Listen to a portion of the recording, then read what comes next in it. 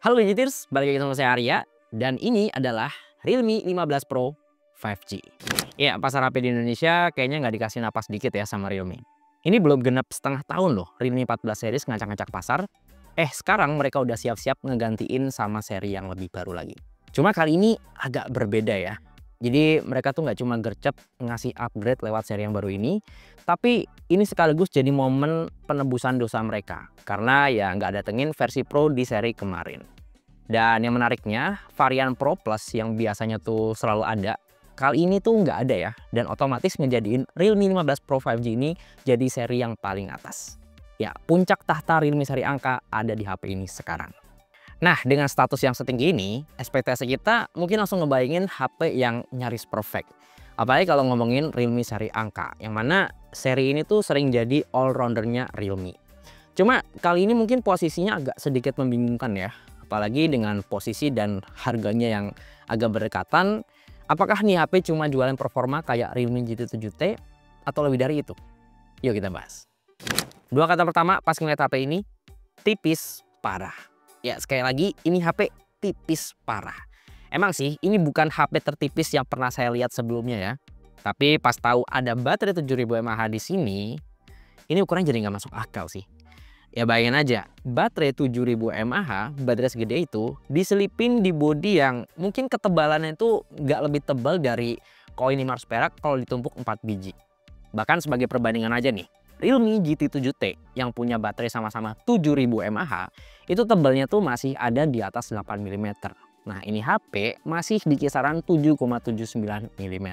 Bodi tipis ini juga dibungkus sama sertifikasi IP69 rating yang tentu aja masih rapat ya. Jadi ya relatif aman kalau diajak nyebur ke kolam atau disemprot air tekanan tinggi. Tapi jujur aja sih, ngeliat tongkrongan Realme 15 Pro kali ini kok jadi agak membosankan ya. Padahal ya Realme versi Pro itu biasanya punya standar desain yang cukup tinggi.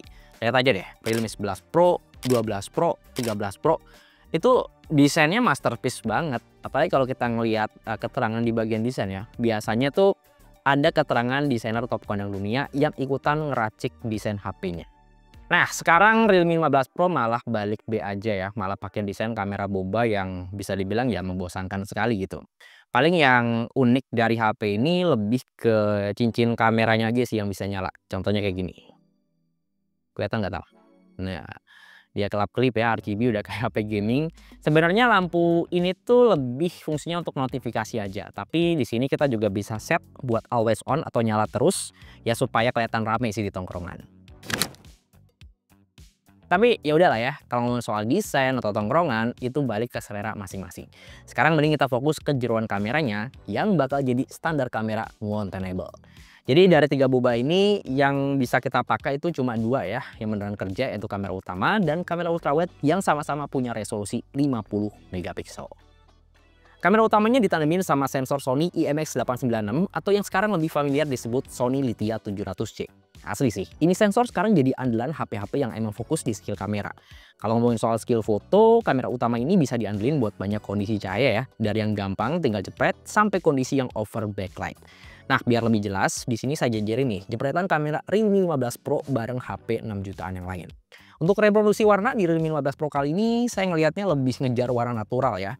Kayak warna hijau rumput, warna gedung, dan warna langit itu kelihatan lebih akurat sesuai dengan aslinya. Kamera Realme ini juga berhasil ngejagain detail di area langit yang cukup cerah tanpa bikin jadi putih total. Gradasi warna langit juga so far masih kelihatan lebih jelas di Realme ini. Paling berasa sih di tekstur objeknya ya. Rata-rata jepretan Realme ini emang lebih nampol detailnya. Ini sekilas ngingetin saya sama zaman-zaman ngandelin aplikasi Gcam yang bisa bikin hasil foto kelihatan lebih crispy. Cuma ya kali ini kita nggak perlu install Gcam-Gcaman, langsung pakai aplikasi kamera bawaan yang emang udah sematang itu. Nah, ternyata yang diseriusin Realme nggak cuma di kamera utamanya doang. Pindah ke ultrawide yang lebih lebar, performa kameranya nggak kalah ugal-ugalan. Kontrol distorsinya cakep sih. Lihat deh, garis-garis vertikal di gedung ini kelihatan jauh lebih lurus dan juga rapi. Kualitas foto juga masih sekonsisten kamera utamanya ya. Dari sisi warna, terus performa HDR-nya. Ya, di sini langitnya masih kelihatan detailnya dan ketajamannya tuh masih merata dari tengah sampai tepian foto. Cuma emang sih ultrawide di Realme 15 Pro kali ini tuh bukan yang tipe lebar banget. Jadi ya sekilas kelihatan lebih sempit dan nggak semua bagian objek di pinggiran masuk frame kayak di HP pembandingnya. Nah, gongnya sih di foto-foto malam ya. Dengan kompleksitas kondisi malam yang kurang cahaya, terus banyak lampu yang terlalu keras ngarah ke kamera, night mode-nya tuh nggak cuma sekedar bikin hasil foto jadi lebih terang doang. Kontrol highlight jadi kunci banget sih. Kamera Realme 15 Pro ini bisa ngejinakin lampu malam yang terlalu keras dan naikin detailnya jadi lebih solid. Lampu-lampu lain yang lebih kecil juga kelihatan kayak titik-titik kecil yang masih jelas ya, bukan bentukan kayak gumpalan cahaya. Langit malam juga tetap dibikin gelap dan gedung-gedung itu lebih dikasih highlight yang cukup tanpa ada detail yang ngelunak. Yang jelas, buat yang lebih suka foto malam dengan vibes yang malam beneran, jepretan Realme 15 Pro ini rata-rata lebih konsisten soal itu. Untuk kamera selfie juga tetap dapat porsi yang maksimal ya, kayak kamera belakang di mana resolusinya masih 50 megapiksel.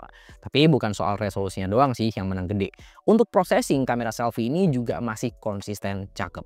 Poin paling krusial buat foto selfie itu tentu di tone muka ya, yang lebih akurat dan di sini Realme 15 Pro juga masih bagus banget. Di sini Realme nunjukin warna yang lebih alami, nggak kebanyakan efek beauty dan tekstur mukanya juga masih bisa ditangkap dengan lebih jelas. Jangan lupain juga nih background selfie. Di sini dynamic range-nya juga ugal-ugalan. Lihat deh di bagian gedung dan langit di belakang itu detailnya masih kelihatan jelas ya, meski bukan yang jadi porsi utama lagi. Satu hal lagi yang saya suka, angle foto selfie-nya di sini luas ya. Jadi cocok buat yang suka selfie rame-rame atau cuma sekedar pengen flexing pemandangan di belakang.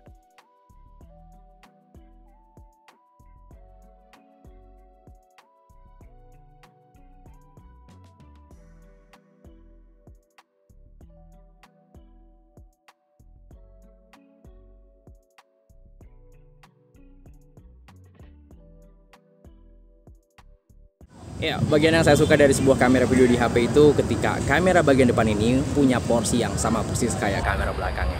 Dan ini ada di Realme 15 Pro ya, yang mana kamera depannya ini udah bisa rekam video 4K 60 fps kayak kamera belakang. Ini saya run ke backlight, tetap dapat highlight muka yang pas ya, nggak yang auto hitam gitu. Dipakai sambil jalan juga masih cukup stabil. Dan kalau untuk mikrofonnya gimana nih? Suara saya udah jelas kedengaran dari Realme 15 Pro atau justru lebih clear dari HP pembandingnya? Coba komen di bawah. Nah, kalau skill 4K 60 fps di kamera utama tuh kayaknya udah biasa ya. Dan ya di Realme 15 Pro kayak bukan sesuatu yang istimewa sih. Lagi di HP-HP pembandingnya juga rata-rata udah pada bisa punya skill kayak gitu. Tapi gimana nih kalau untuk soal warna, tingkat smoothnya, detailnya, apakah di Realme 15 Pro ini udah relatif lebih bagus daripada HP-HP lain atau justru sama aja? Bahkan skill 4K 60 fps ini juga diturunin sampai kamera ultrawide-nya loh. Kamera yang punya angle lebih lebar ini yang biasanya mentok-mentok tuh cuma 4K 30 fps, di sini tuh bisa 60 fps. Tapi balik lagi ya, coba dinilai sekali lagi untuk warna, detail, apakah beneran seluas itu ultrawide-nya. Tapi ya setelah saya coba-coba, emang sih 4K 60 fps di Realme 15 Pro ini memang belum matang-matang banget. Artinya masih ada beberapa yang mesti disempurnakan lagi ya, terutama kestabilannya pas dipakai sambil jalan. Dan so far sih kalau emang ngejar stabil, prefer pakai yang 30 fps ya di HP. Terlalu goyang parah sih. Dan untuk multi lensnya juga jalan ya. Ini multi lens memang harus dikunci pakai frame rate 30 fps, nggak bisa di 60 fps. Ya buat sekarang rekam 4K 60 fps sambil jalan itu memang masih kerasa goyang-goyangnya ya. Cuma kalau kita ngerekamnya steady di tempat ya, kayak kemarin saya pakai buat ngerekam atraksi pesawat ya pas HUT TNI, itu hasilnya masih cukup oke sih. Apalagi juga masih bisa di zoom dan detailnya juga masih kelihatan cakep. Nah, skill bisa ngerekam 4K 60 fps di semua lensa ini juga nggak lepas ya dari mesin performanya yang juga powerful. Untuk varian Pro kali ini mereka pakai chipset Snapdragon 7 Gen 4 ya, yang ditandemin sama memori yang kencang juga yaitu storage UFS 3.1 dan RAM yang pakai LPDDR4X. Dengan tandeman spek kayak gitu, skor Antutunya bisa tembus sekitar 1 juta plus ya. Ini masih beda tipis sih sama klaimnya Realme di website yang bilang HP ini tuh punya skor Antutu sampai 1,1 juta. Tapi yang gak kalah penting, power yang gede ini juga masih bisa dimaksimalin buat main game ya. Terutama game-game yang kompetitif macam Mobile Legends. Karena ya nggak jarang ada HP yang prosesor kenceng, skor Antutunya gede, pas dipakai buat main game beneran, settingannya banyak yang ke limit. Buat push rank Mobile Legends, kita udah dibukain settingan mentok kanan 120 fps yang emang smooth banget. Gak cuma animasi yang lebih halus, untuk respons layarnya juga bisa kita maksimalin biar lebih sensitif buat ngetap skill-skill ulti yang butuh gerak cepat. Sebenarnya sekedar ngebuka 120 fps aja itu nggak susah ya, apalagi yang emang mesinnya gaspol. Nah, PR-nya itu di kestabilan sih, apalagi digeber 2-3 kali match non-stop. Beberapa kali masuk momen yang rusuh, skill ulti ketemu semua, 120 fps di sini tuh masih ajak. Ya, dia nggak ada auto turun ke 100-an fps kecil. Ada sih sesekali turun, itu paling cuma di sekitar 118-119 fps. Dan ini tuh nyaris nggak berasa. Habis itu dia bakal balik ke pucuk lagi. Terus buat PUBG Mobile, dia juga udah unlock 90 fps dengan settingan grafis rata kiri. Rata-ratanya sih masih tinggi ya, dipakai main beberapa battle. Dan performanya masih konsisten di 87-88 fps. Dan kalau pengen ngejar grafis yang lebih cakep di HDR, ini juga masih bisa smooth sampai 60 fps. Rata-rata fps-nya juga masih konsisten stabil ya, nggak ngedrop tiba-tiba karena beban grafisnya jadi lebih berat. Cuma entah belum dapat settingan yang optimal atau gimana, Snapdragon 7 Gen 4 ini kayaknya belum bisa ngejinakin game seberat Wuthering Waves. Mau pakai settingan grafis paling rendah, medium, sampai yang paling tinggi, frame rate-nya ini cuma stay di kisaran 30-40 fps doang. Itu di posisi yang lagi traveling ya, sampai battle yang rusuh. Nah, lucunya pas karakter saya diem ini nggak ngapa-ngapain, tahu-tahu frame rate-nya tuh naik sendiri ke 50-an fps. Dan balik lagi nih, stay ke 30 fps kalau udah main yang aktif lagi. Nah, selain kamera dan juga performa, skill ulti HP ini ada di baterai nafas kudanya, 7000 mAh. Yang mana baterai 7000 mAh ini cuma turun sekitar 4% kalau kita pakai streaming YouTube sekitar 1 jam. Dipakai ngerekam video 4K 60 fps 1 jam itu turunnya sekitar 17%. Atau dipakai live TikTok ya 1 jam juga itu paling baterainya kemakan sekitar 12%. Untuk mabar biasanya saya patokin sekitar setengah jam ya. Kayak Mobile Legends itu kita mabar setengah jam baterainya turun sekitar 7%. Atau kalau mau disisa game yang lebih berat lagi kayak Wuthering Waves, ini biasanya konsumsi baterainya lebih deres sih. Setengah jam bisa habis sekitar 12%. Nah, enaknya pakai baterai gede itu tentu buat pemakaian jangka panjang ya. Karena mau nanti baterai health-nya turun ke 90%, 80%, dan semua baterai kan pasti bakal turun performanya ya seiring pemakaian. Ya karena ini kapasitasnya udah kadung gede, tentu nggak terlalu berasa sih untuk penurunan performa kayak gitu. Ya, baterai segede ini ditandemin sama charger bawaan 80 watt yang juga kelewat kenceng. Ini ngisi setengah jam ya, kita tinggal sambil beli jajan di luar, balik-balik baterainya udah keisi sekitar 60%. Atau kita tinggal sambil nonton film ya, filmnya belum keluar, baterainya udah penuh duluan. Ya ini ngecas sampai full 100% bahkan nggak nyampe 1 jam. Untuk opsi ngecas di HP ini memang cuma lewat kabel doang ya, jadi ya nggak ada fitur wireless charging di Realme 15 Pro. Kalau untuk fitur bypass charging di sini masih ada ya, dan ini kepake banget kalau posisi baterai HP kita tuh udah lowbat parah, tapi mabar itu masih nanggung gitu. Ya udah, tinggal aktifin aja bypass charging lewat game turbo.